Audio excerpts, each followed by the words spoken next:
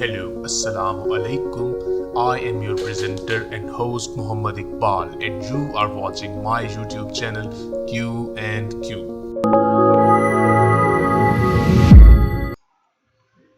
Eva Peron served as Argentina's first lady from 1946 to 1952. Eva Peron, or EVITA, became a powerful political figure with a large support base amongst the poor and working-class trade union members. She inspired millions with her campaigns to help the poor and give women the right to vote. To her supporters, she was a saint who strove to overcome poverty and injustice.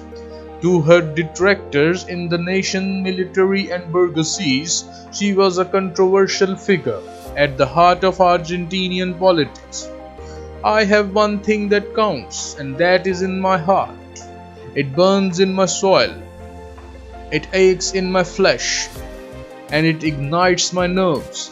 That is my love for the people in Peron.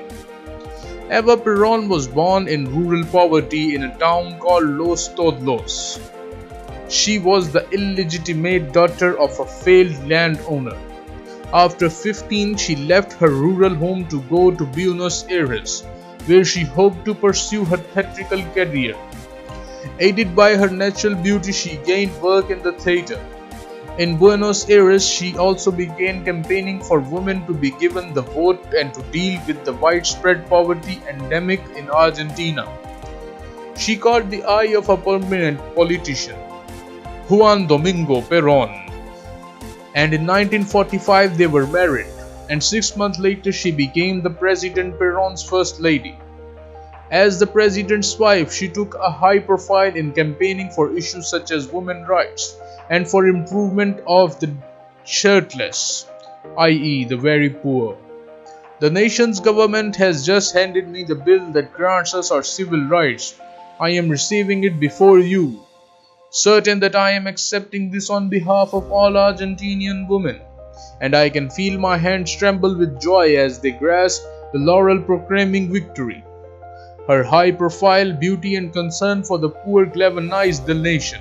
The dispossessed saw her as a savior. The military and upper echelons of the society saw her as a threat. They criticized her professed concern for the poor as a way to gain political support for her husband. Others have criticized the regime of Juan Perón for having fascist tendencies. Though these allegations remain controversial, her supporters dispute these assertions of her enemies, arguing the military and political opponents were merely trying to tarnish her image.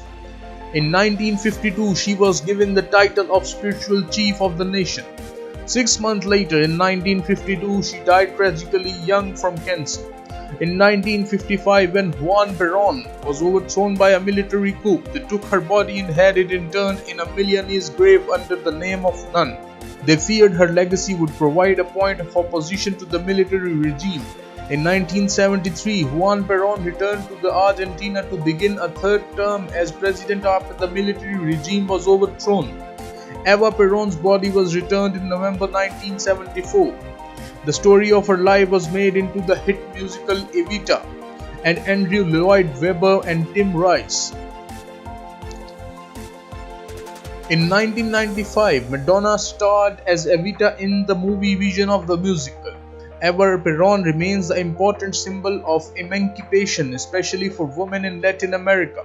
She was one of the first women to create a lasting political humanitarian legacy.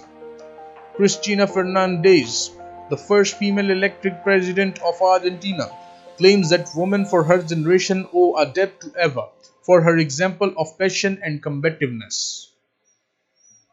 I hope you liked the video. If you did so, please like the video and don't forget to subscribe and share this video as much as you can. For more videos, stay tuned with Q and Q.